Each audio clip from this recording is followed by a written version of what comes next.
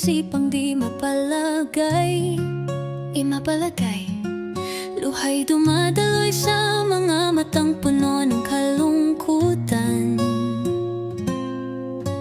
Pati puso'y naaapektuhan, nahihirapan na naman. Hindi dahil sa pag-ibig, kundi dahil sa mga problema at nadaragdagan pa ng mga taong hindi maintindihan.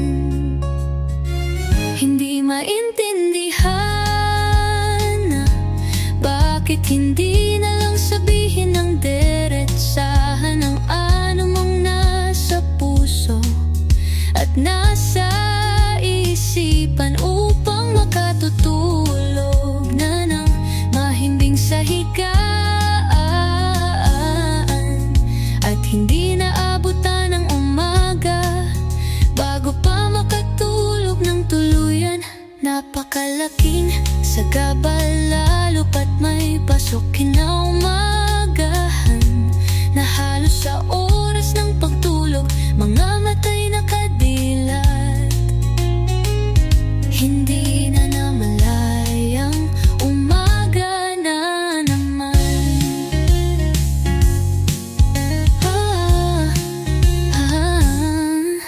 Ang daming nararamdamang sakit sa dibdib na hindi gamot ang makalulunas.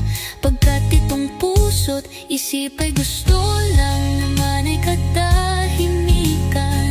katahimikan mula sa mga taong walang pakialam sa kung ano ang iisipin at mararamdaman ng taong parang nakabitin sa kawalan. Nakabitin dahil sa walang paliwanag. Ano ang nangyari? Ano ang nagawa? At gano'n ang ipinararamdam. Halos gabi-gabing paulit-ulit, hindi masagot-sagutan. Pati mga matay ayaw pumikit.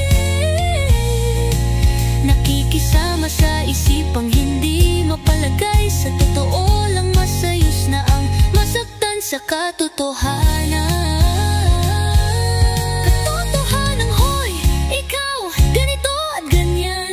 Kagagaan pa nga ito sa pakiramdam kaysa puro plastikan. Mukha'y masaya sa harapan.